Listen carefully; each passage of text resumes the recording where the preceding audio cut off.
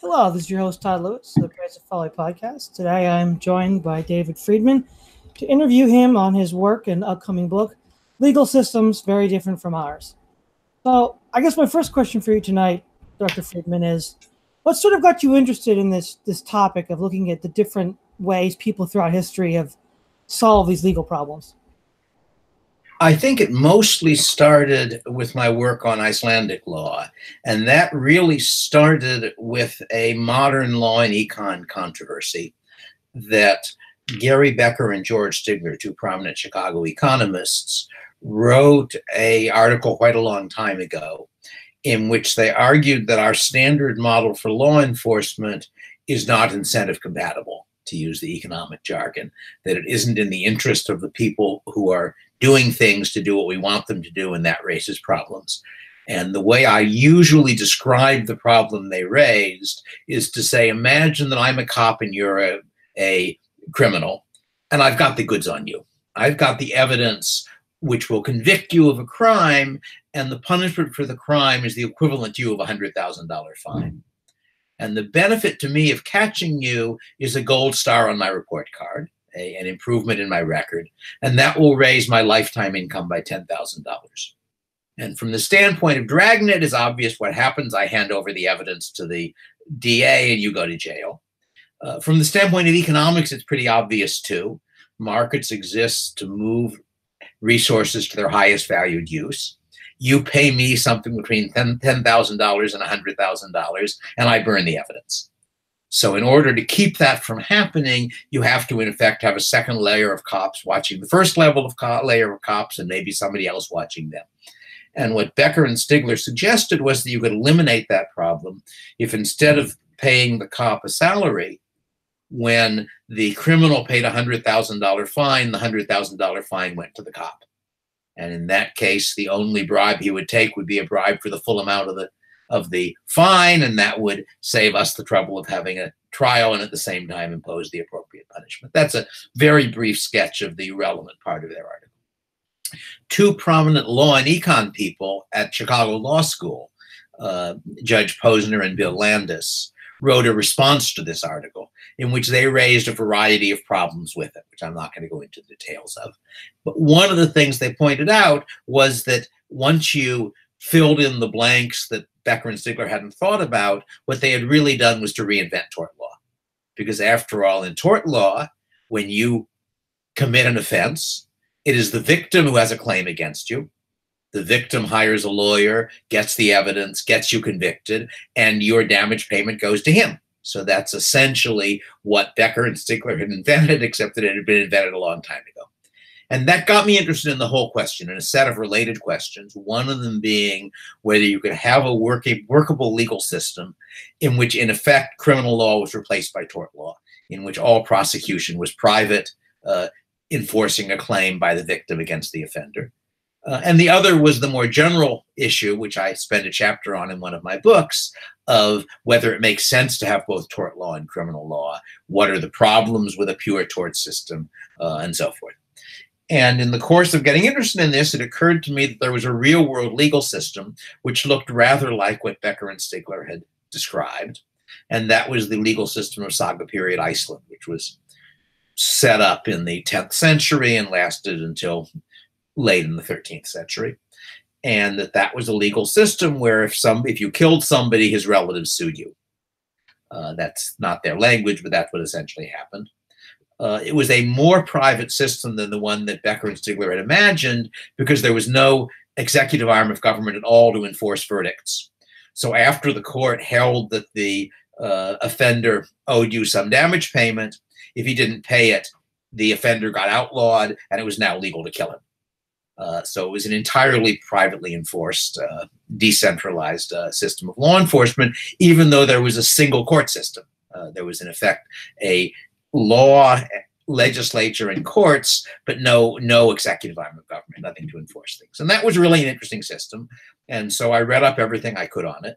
And I wrote two articles, one of which was a theoretical article on one of the points that Becker and that Landis and Posner had raised, in which I think I showed that they were wrong, that there was a solution to their insoluble problem. But the other and more fun one probably was an attempt to understand how the legal system of Saga period Iceland worked.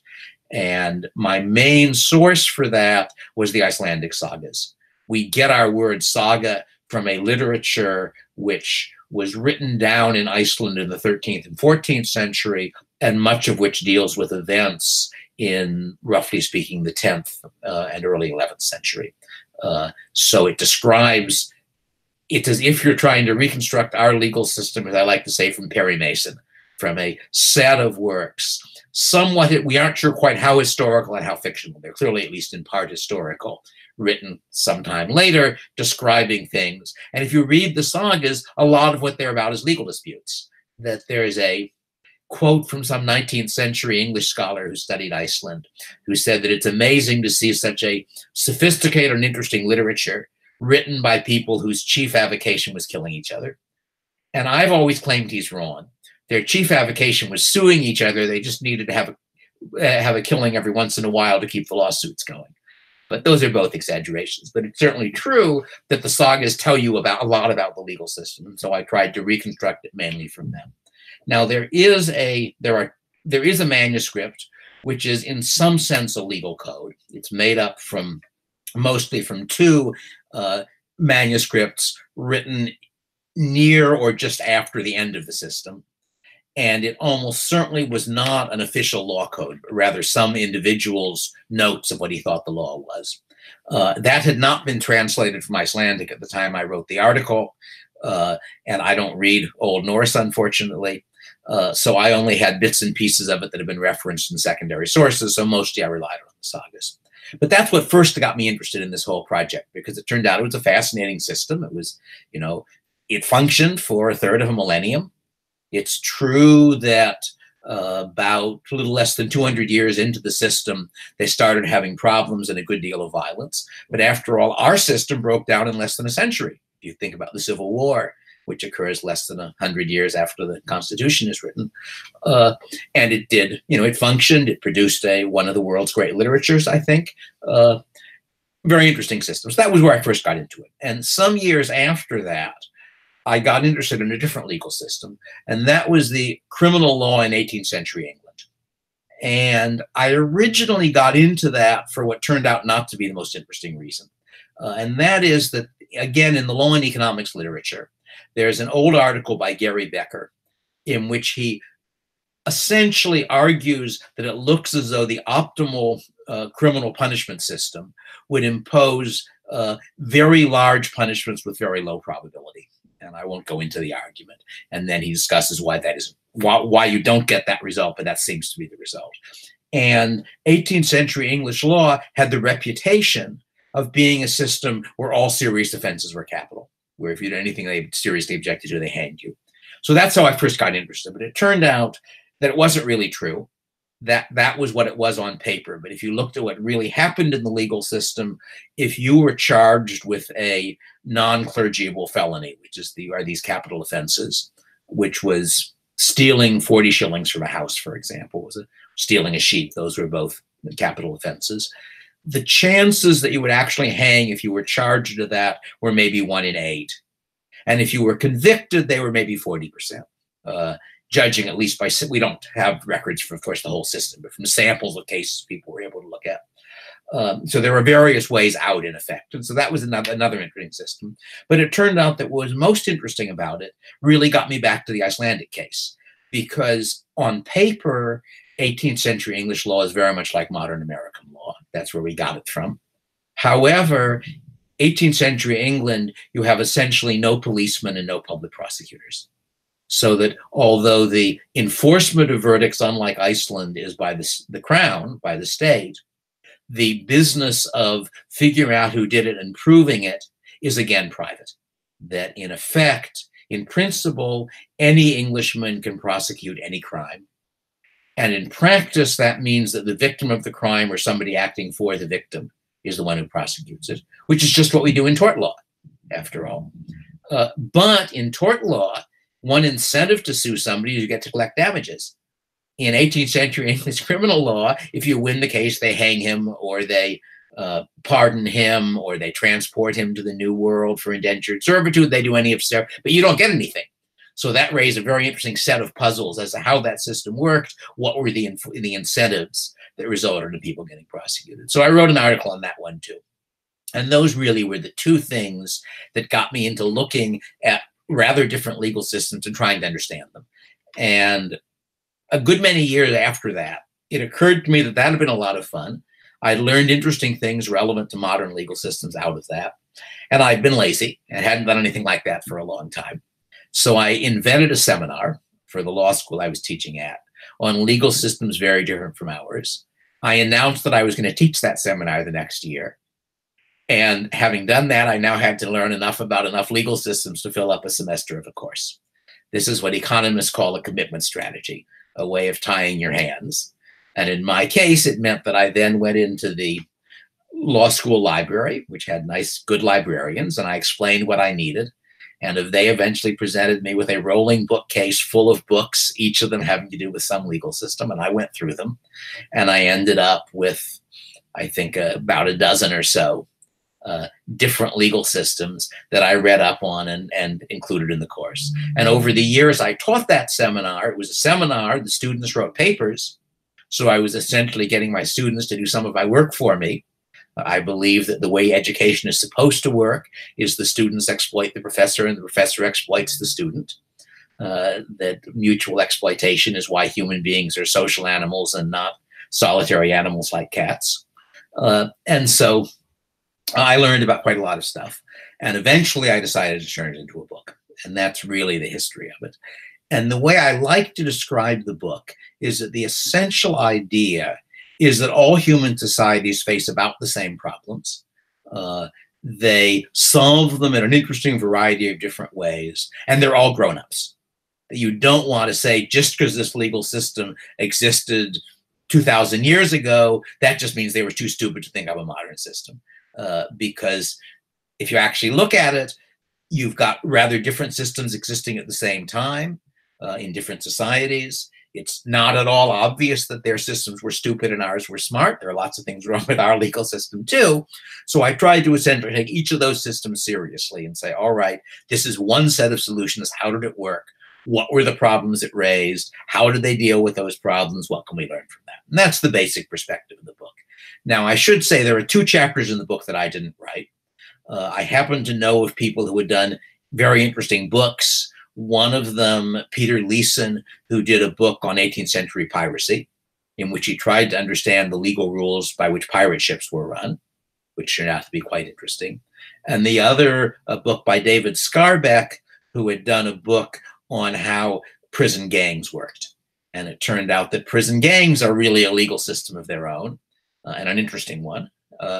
So I asked each of them if they would contribute a chapter. So when the book is published, it'll really have 3 authors. That basically the book has 21 chapters, 19 of them I wrote, and 2 of them other people wrote. But that was really the idea of it. And I say, I think we've got, I think there are 13 legal systems. So that means 11 that I did and 2 by them. The way the book is set up is I have 2 kinds of chapters. I have what I call systems chapters, each of which is describing some legal system and trying to explain it. And then I have what I think of as thread chapters, each of which is dealing with some set of issues that run through multiple legal systems. So that, for example, one of my threads is when God is the legislator. How do you handle a legal system where you believe the authority on which the legal system is based is divine revelation? And the obvious examples of that would be Islamic law and Jewish law, each of which is a chapter in the book. But I argue that in many ways, American constitutional law raises the same issues, because even though we don't literally say it was divinely inspired, like the religious systems, it's a fixed set of rules which are very hard to change, not quite impossible in principle, at least the Jewish and Islamic ones we can't change. But the question is, if it's very hard to change the rules, how do you deal with that? In particular, what happens if God got it wrong? What happens if you conclude that the rule that's in the book isn't the right rule? And I argue that you get essentially the same solution to that problem in all three systems. You interpret around it. You find some way of claiming that your system says X when it really obviously doesn't say X. And that's true for American constitutional law. It's true for rabbinic law, and it's true for Islamic law. Rabbinic may be the most extreme case. I like to claim that by the standards of the rabbis, every Supreme Court justice in history was a strict constructionist, because you go very, very far from what's actually in the Torah if you look at rabbinic law. And that's probably less, well, Islamic law, the Muslims had the good luck that there isn't much law in the Quran, and therefore they weren't as constrained as the rabbis were. But you have a similar set of issues. Though I think the Islamic probably a lot more of their divine inspiration they were making up. That Islamic law, as you may know, there are two major sources. One of them is the Talmud, and that was fixed from fairly early and couldn't be revised. They had to be interpreted. But the other are the traditions of what Muhammad and his companions did. And it seems likely that a lot of those traditions are bogus, that it was basically an oral literature early on. So if you're a 12th or 13th century Islamic legal scholar, you have either got in written form or memorized a whole bunch of traditions, of little stories, as it were, about in this situation, Muhammad did this and said this, each of which has a pedigree. Each of which has so-and-so saw Muhammad do this, he told so-and-so, he told so-and-so, he told so-and-so, he told so-and-so who wrote it down. And there's then an elaborate scholarship of how good is each of those links. And do we have more than one chain of transmitters to support this story and things of that sort. And my guess is that the result, that what really happens is that if, as it were, Muhammad got it wrong, by 200 years later, he got it right. That by 200 years later, people had managed to remember the stories in ways that fitted what they want. But I'm not sure that's right. There's a dispute for the last, I don't know, 80 years or so in history of Islamic law, with some Western scholars arguing that essentially all of the hadith, all of the traditions are bogus. And I think probably the leading opinion now would be they aren't all bogus, but a large fraction of them are. Anyway, but those are a number of the things. But I have a variety of other thread chapters. That the one which probably is closest to my original two systems is what I referred to as feud law. And feud law is systems such as the Icelandic system, in which law enforcement is private and decentralized. And the basic rule of feud law is that if you wrong me, I threaten to harm you unless you compensate me. And I then have a chapter discussing what are the problems with that, what are the conditions you have to meet for that to be a working legal system, and how did a variety of different legal systems meet them. Now, in a sense, the English 18th century is not a pure feud law system because the enforcement was by the government, but it nonetheless has a good deal of the characteristics because the prosecution is private. The Icelandic system is pure feud law. The traditional Somali system is pure feud law. I think arguably some of the Plains Indian systems are really feud law. And I think pretty clearly a good deal of the Romani system, the people we sometimes call gypsies, is in effect feud law. That's complicated because the Romani are not a single legal system. Basically, as you may know, the Romani left India about 1,000 years ago, and they came west and split up. And the result is that you've got communities that have been separated for hundreds of years. Some of them speak mutually, some of them speak closely related languages, some of them speak the local language with some of the words from their old language in it. And their legal systems are not all the same. So that I actually, the chapter on the Romani is really describing three different legal systems. The legal system of the Kale, who are the Finnish Romani, the legal system of the Romanichal, who are the main English group, and the legal system of the Vlachram, who are the biggest group, who were the people who were in serfdom in Romania for 400 years or so, and are now all over the place. They're most of the Romani one sees references to are Vlachram, including America. There are, I don't know, maybe 500,000 Romani in America, some substantial number. And I came across a very interesting book by a woman who in the 1970s studied a Romani community that's within about an hour of where I live in the Bay Area, maybe an hour and a half. And she participated in running a private school for them. And it's quite fascinating. She clearly liked them and thought they were interesting and strange people. But then she wrote another book that came out a couple of years ago, in which, although she's not willing to say it, she's really describing the breakdown of the system. And I've argued, in fact, before I read that book, I argued that the threat to groups like the Romani is toleration. That in order to maintain itself as a separate society, you need to have a situation where the members really don't want to leave the group. And therefore, where the threat of expulsion is an effective threat on them. And that worked for a long time for the Romani, because the Romani thought that everybody who wasn't Romani was filthy and uneducated and, corrupt, and everybody who wasn't Romani thought the Romani all stole chickens and maybe kids and so forth. And that really gave you a pretty effective barrier. But the US is quite a tolerant society. And that means that at this point, Romani who aren't too happy with the constraints of their society and its legal system can pretty easily secede, as it were, and function in the same system as the rest of us. But the interesting contrast to the Romani instantly are the Amish, because the Amish, like the Romani, are a community that has its own legal system, its own enforcement mechanisms, living in the US under US law.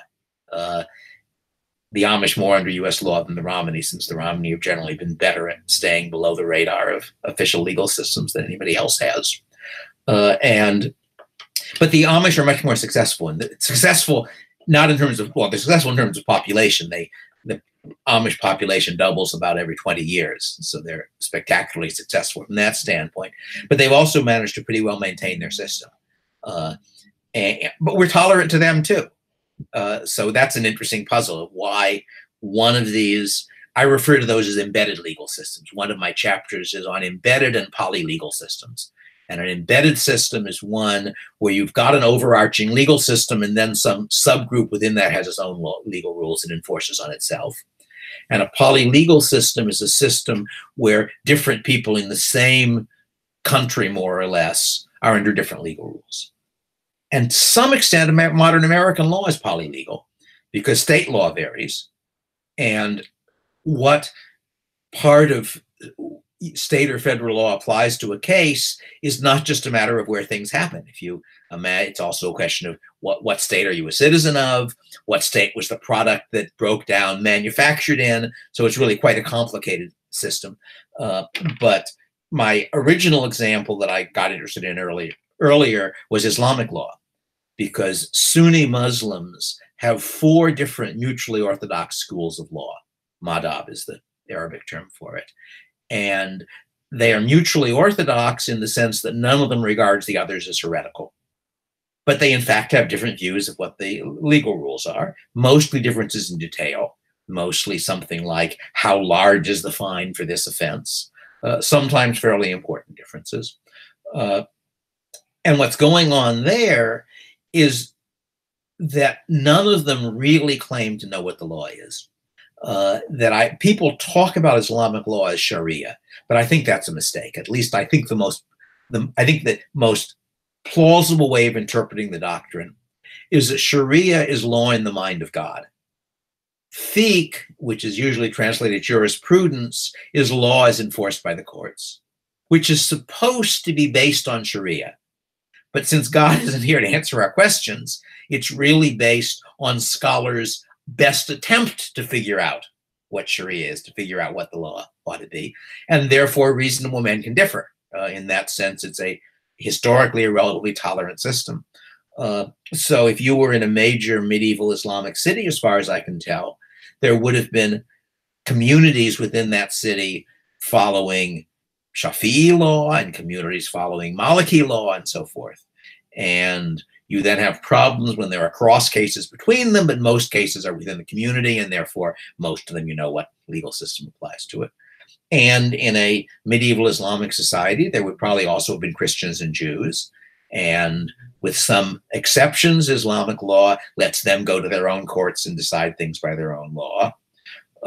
There might be Shia, which would raise yet another system. So it really was a polylegal system. And there are a variety of other examples of polylegal systems. So that's, anyway, so as you can see, I've had a lot of fun. It's basically a matter of plunging into one of these systems, trying to find all the sources I can. One of the limits is that really understanding one of these societies is sort of a lifetime project. So what I've tried to do when I can is, once I think I understand and have written up a chapter, find someone who's a professional in the field and get him to look at it.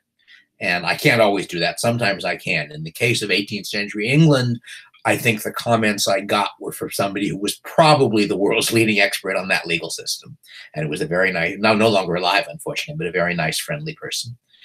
For the Somali system, I got in touch with the world's leading expert, also no longer alive. He didn't answer my questions. He just pointed me at which of his books answered my questions, and it mostly did. So others, I'm not that sure of, because I'm sure that there are things that are wrong in this book. There have to be, because I'm covering so much.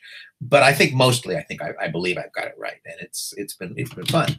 If I run down the systems, my first chapter is on Imperial Chinese law, and Imperial China is, I suppose, one of the world's great success stories, considered as a political system, because the system existed for about 2,000 years.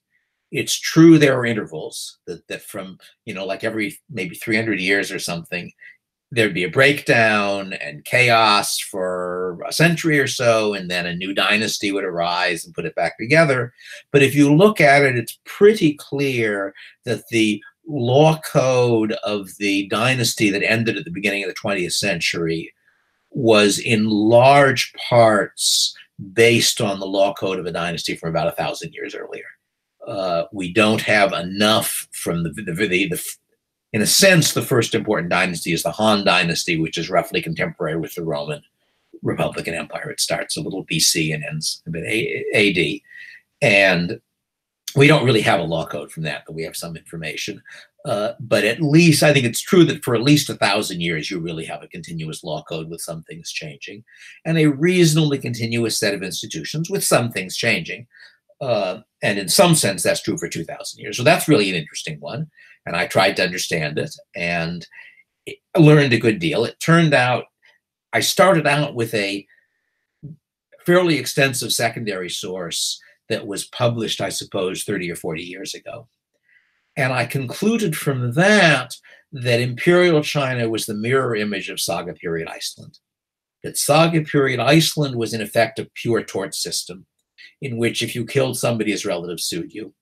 And that Imperial China was a pure criminal system, in which if I lent you money you didn't pay back, I couldn't sue you. There was no way of suing you. All I could do was to report you to the district magistrate as a swindler, and he could then decide what to do about it.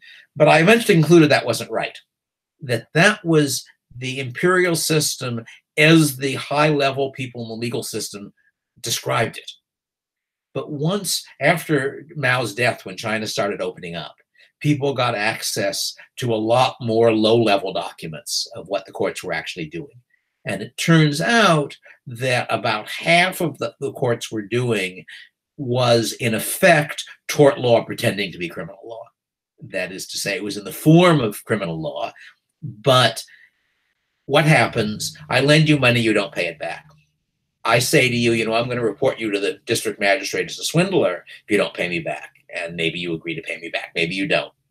I go to the district magistrate. The district magistrate says, well, yes, thank you for reporting this. I'm a busy man. You can come in a couple of weeks and I'll have a hearing on it.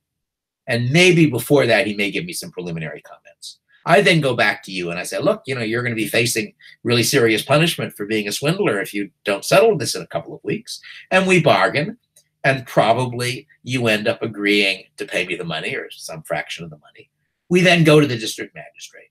I can't drop the case. It's not a tort case where I'm where I'm the plaintiff, as it were. It's just a criminal case. But the district magistrate is a busy man. So when the two of us say, we've settled this matter, we humbly petition you to drop the case. The district magistrate drops the case. And he says, well, look, I will let you all, the guy who didn't pay the money, I'll let you off from the punishment that I could impose on you now that you've settled it. So it looks as though the term that they use for these cases is minor matters, and minor matters were debts, land, marriage, and inheritance. So that's quite a large part of what the law courts actually do. And so anyway, so that's been a very interesting story. There are lots of other features of that system that are interesting. I mean, there are a whole bunch of puzzles where they're doing things that seem crazy. And then the challenge is, can you find a plausible functional reason for it, a reason why it actually made sense in their system? Or is it just a result of religion or ideology or being stupid or something of that sort? And most of the, I don't know what the answer to that is, but I think most of the time I can find what seems to me a plausible functional explanation of what they're doing, even though what they're doing at first seems very odd. My standard example of that is that one of the things we are told about particularly oppressive tyrannies is that they force children to report the crimes of their parents.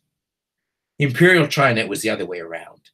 For a child to report a crime by his parent was a criminal offense by the child, even if the parent was guilty. And then, why do they do that? You think they want crimes reported. But I think what's going on is that they are ruling a very large population, probably a couple of 100 million people by the end, with a very small bureaucracy of scholar officials, sort of an elite bureaucracy. And how do you do it? You subcontract as much of the job as possible. And what's the major institution they're subcontracting and controlling people to? It's the extended family. So that means that they really want to have almost everything taken care of outside of the legal system. And in order for that to work, the people at the top of the extended family have to have authority over people below them. If people often break the law quietly, if anybody below you has an effective threat of turning you into the government for breaking the law, that weakens the authority that you have over him.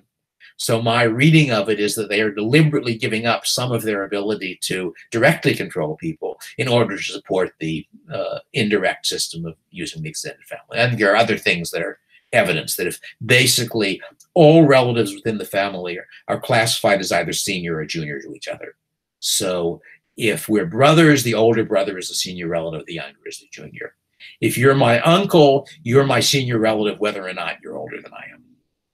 As a general rule, any offense committed by a junior relative against a senior relative, the punishment is ramped up. Any offense committed by a senior relative against a junior relative, the punishment is ramped down. So there's a whole bunch of stuff which I think fits this pattern of they're trying to maintain that system. But there are other puzzles, I'm not sure. In a sense, one of the biggest puzzles, and one of the ones I think should be interesting to us, is the whole imperial examination system.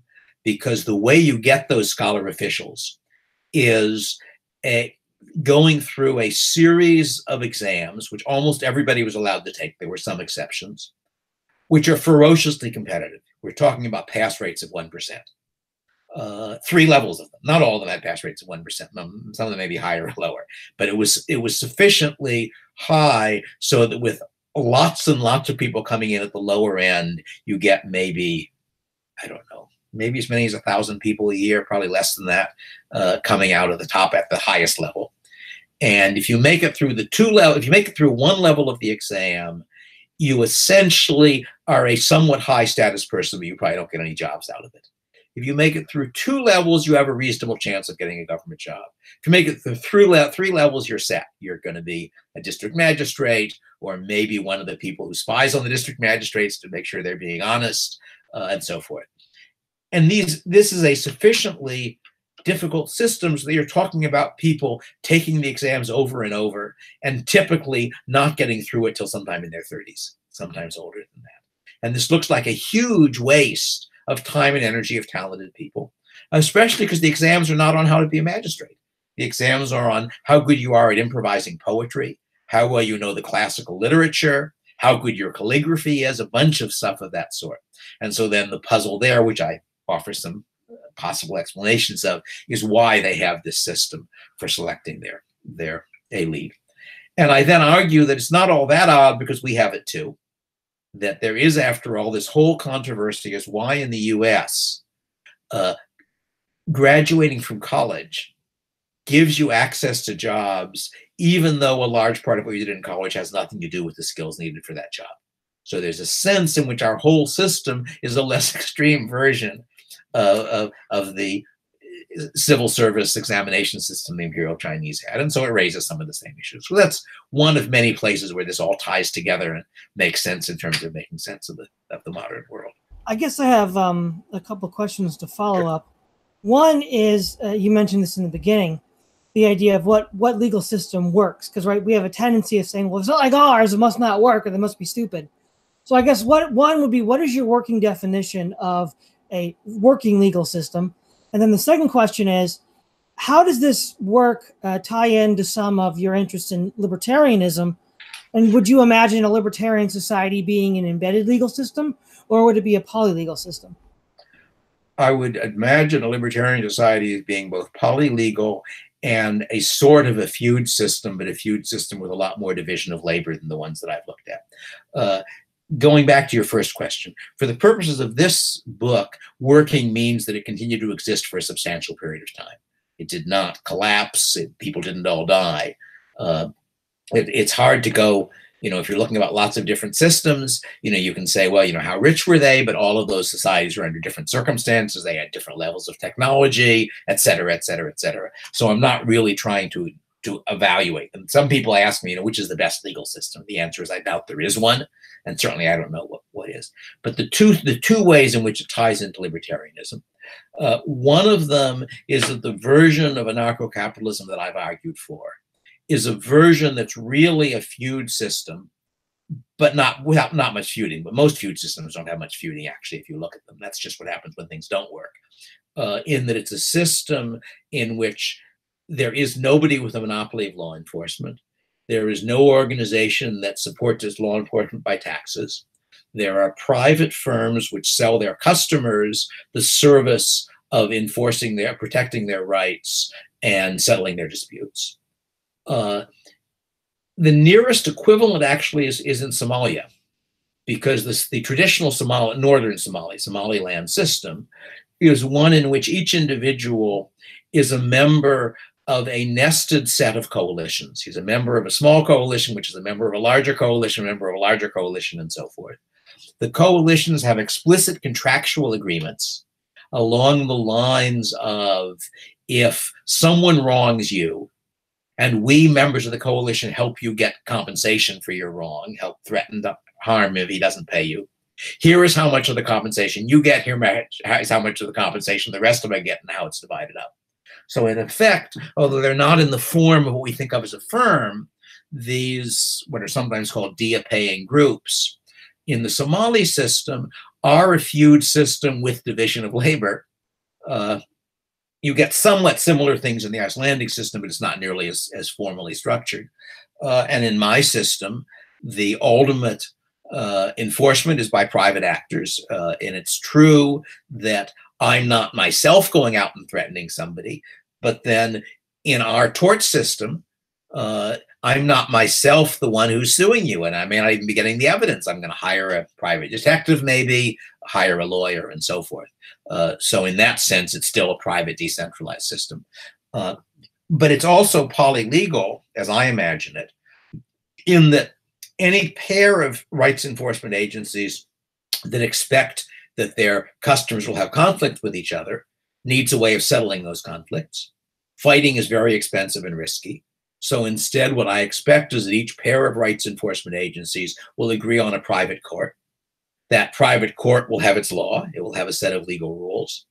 And that means that those legal rules obtain between customers of agency A and customers of agency B. Now, agency B may or may not agree to use the same court with agency C. And if they use two different courts, the two different courts may or may not have the same legal rules. So it's a competitive market for generating law. I argue that's one of the advantages of it, that one of the problems, I think, with what I think of as the alternative anarcho-capitalist model, which, if I understand it, is one in which the legal philosophers figure out the law, and then all of the enforcement agencies follow that law, or all of the private courts follow that law. And it's not clear what is the incentive to get the law right in that system. Whereas in my system, the Arbitration agencies are selling the service of settling disputes. Their customers are the rights enforcement agencies. The rights enforcement agencies are selling the service of getting disputes settled and protecting rights. They want to provide the legal rules their customers best like. So you really have a competitive market for generating legal rules. And that's, it seems to me, one of the attractive features of the version of anarcho-capitalism that I argue for. So in that sense, it's a polylegal system. How polylegal, we don't know. There's going to be some pressure for standardization. It's easier if you know. But then there will also be cases where there are some groups of people who need legal rules specialized in one way or another. If you're in an area where water is scarce, you probably want more precise rules on who can draw how much water from a river when than if you're someplace where it rains all the time. So you might well have some diversity of law as well. Exactly how, I don't think I can predict. So in that sense, I would say that looking at these systems, I think, shows that you can have stateless systems in which there is law and law enforcement. I think that's true of the traditional Somali system. It's true of the Romani systems, and it's true of the Icelandic system. And whether, how well or badly it works is very hard to judge, but at least it is one of the options. So if people say, if you had such a system, it would collapse in this fashion, we're sure. I think you're wrong. We've done the experiment. Maybe in our modern society it would collapse. That we don't know. We haven't tried that. But it can't be true in general that it would collapse because, Iceland lasted for a third of a millennium. And similarly for various other systems. The Romani have been going for 1,000 years, though. Of course, we don't know much about how they were doing things 800 years ago. So in any case, so in that sense, it's certainly related to my libertarian interests. But I'm not trying to make it a book about libertarianism or for libertarianism. It's just as when I write novels, they aren't about libertarianism either. That I think it's legitimate to argue for libertarianism in a nonfiction book, but this isn't the one where I'm doing it. And I think in fiction, it's probably better to tell your story, and the stories you tell will reflect your views. But I don't know. Ayn Rand did a pretty effective job of using her books to propagandize, and I suppose Shaw did that with his plays. But on the whole, it strikes me as usually a mistake. You're usually better off telling the story where the story goes. Anyway, so no, it's not a libertarian book. It's only a book written by a libertarian. All right. I guess maybe one related issue would be, how would you, given the sort of plethora of legal systems you've looked at, how would you envision in the libertarian society the means of enforcement? Would it be expulsion, like with certain Native American tribes in the Romani? Would it be a duel, like you might expect from the Vikings? Or would it be some sort of fine, like you might expect from an Islamic or Jewish system, or a combination of all three? Yeah, the Icelanders seem to have given up trial by battle pretty early. And you certainly have violence, but the idea that you can win a case by challenging the other person to combat, you see in some events in the 10th century, at least as the sagas describe them, but seems to have been abandoned. But I think I think the answer is there are going to be a variety of different things. That there's certainly going to be pressure to use fines rather than imprisonment, because fines are a more efficient punishment. Somebody gets what someone else loses, as in tort law. You could have expulsion for some communities, but at least what I try to describe in Machinery of Freedom, which may or may not be able to really happen, is a system where it's not an isolated community with one set of laws and an isolated with another, but a set of people like our society where maybe 30% of the people in this town are customers of company A and 40% of company B and so forth. So your expulsion isn't going to work very well in that kind of a system. They don't have geographic boundaries, as it were. But you could certainly imagine communities that did, and expulsion is sometimes an effective way of doing it. Of course, expulsion doesn't work for serious offenses unless being expelled is really expensive from your standpoint. That's in a sense part of why the Romani system is breaking down in America, because it's no longer a terrible thing to have other Romani not talk to you. So my guess is that the punishments would probably be mostly fines with some imprisonment or execution where fines wouldn't work. And my guess is that the ultimate enforcement is going to be by force. Now, you don't have to do everything that way, that there are ways of using reputational penalties for doing some things, that I've argued that the place we're most likely to get something like anarcho-capitalism at the moment is online rather than in real space. And online, you can't really use physical punishments. You can't get a bullet through a T1 line, but you can use reputation. And I've discussed in various places ways in which the same technology that makes the internet stuff work can be used to make reputational enforcement work better than it works in real space. But of course, reputational enforcement is a good deal of what we have in real space already. If you think about why stores treat their customers decently, most of the things a store could do to you that you wouldn't like, you wouldn't sue them for. Either they're not illegal or it wouldn't be worth the trouble. Nonetheless, if they say money back if you don't like it and you bring it back, they give you your money back. And you will very rarely, at least in an American grocery store, find that when you get when you open up your box of blueberries, you'll rarely find that the top layer are beautiful and everything else is rotten, because they don't want the bad reputation from that. So I think reputational enforcement is certainly going to play a large role, but reputational enforcement doesn't do a whole lot against a murderer. And therefore, for that, you've got to be willing, if necessary, to threaten the use of force. Okay, so maybe as a thing to end on, since we're nearing the end of the hour and you have some time commitments, I'm thinking, how would you envision, say, a worst case scenario where somebody who is part of Agency B murders a member of somebody's family in Agency C? How would you envision, in most normal situations, that maybe being resolved? That B and C have agreed on a court. So the rights enforcement agency, C's right, the rights enforcement agency C goes to the court and says, we're charging this person with murder. And the court reaches a verdict. And if they conclude that he's guilty, then one of the things that's part of the court is a set of punishments. And what the punishments will be, I don't know. It might be that the answer is he pays a huge fine. It might be that he goes to jail for 20 years. It might be that he gets executed. It might be that he forfeits his kidneys. You can imagine a whole lot of different ways that a different society could do punishment. But I expect that since people very much don't want to be murdered, that probably the punishment for murdering somebody would be pretty severe. All right. Well, to wrap this up, thank you for coming on to discuss your book. Let me mention that the draft of the book is on my webpage. It's not the final draft, but a fairly late draft is on my webpage if people want to look at it. My webpage is daviddfriedman.com. And if you follow the link near the top to my books, I think the second thing down there is the link to the draft of this book. Lots of other stuff on the webpage too, but that's the most relevant thing.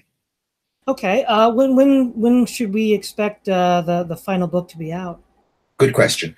I think all that really remains to be done is getting a cover design, but that partly depends on my editor, who is my daughter, and she may decide to go over it one more time, in which case she may find things that she thinks I need to fix, in which case it might be a few months longer.